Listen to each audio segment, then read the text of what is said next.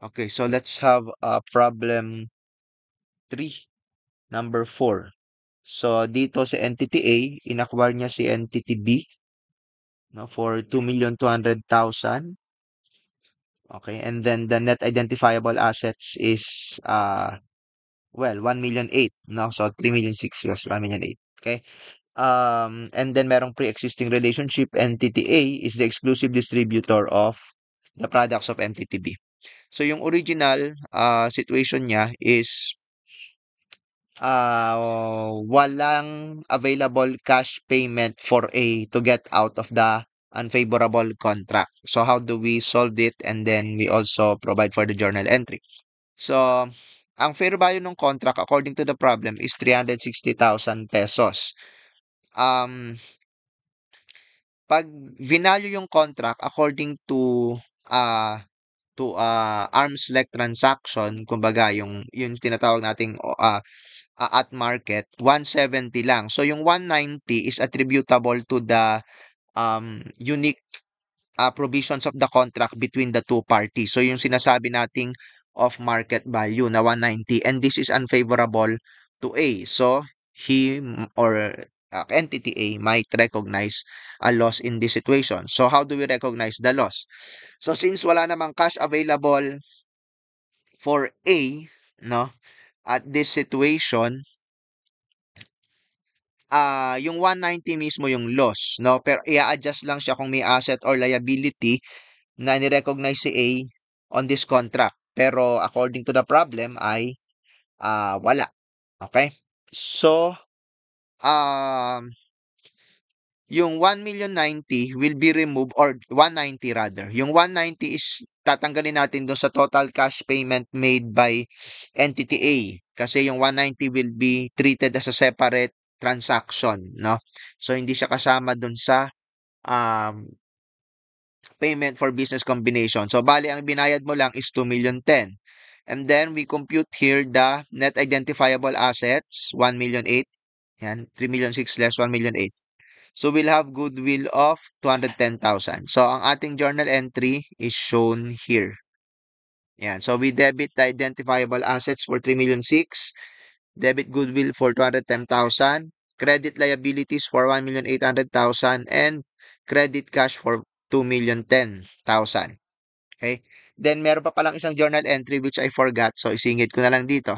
So, we will have settlement loss of 190,000. Nasaan na yung 190? Ito.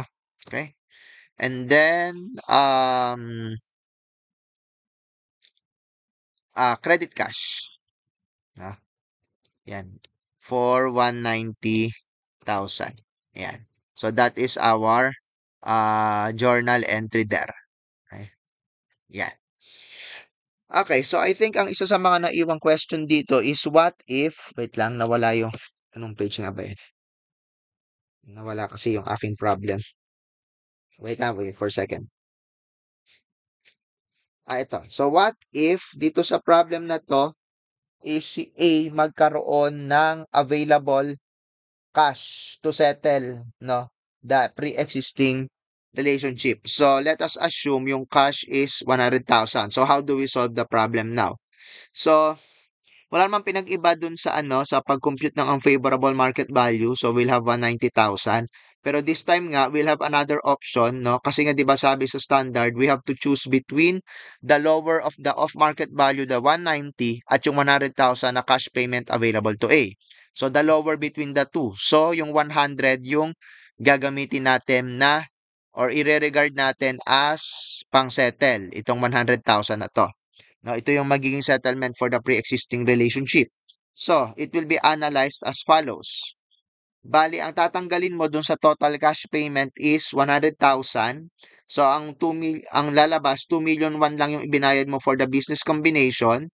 And then, ibabangga mo, of course, yan dun sa net identifiable assets na 1,008,000 to have a goodwill of 300,000. So, ito yung ibig sabihin nung sentence na, let me have the discussion.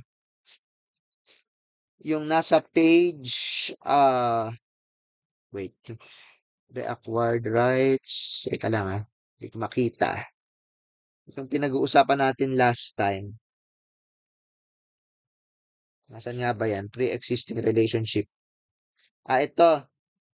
Page 72 sa baba, no? Yung sinasabi natin na if this is less than the amount in one, the difference is included as part of the business combination.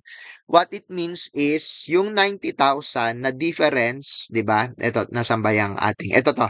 Yung difference ng dalawang to ay isasama na siya sa computation ng goodwill. So hindi mo siya i-recognize as separate loss yung 90. So, andito na siya. If you notice, i-highlight natin ayan. Ito, yung naka-blue. Magkaiba yung amount ng goodwill sa situation 1 at situation 2. Ang pinagkaiba niya yung 90 na difference nung dalawang to.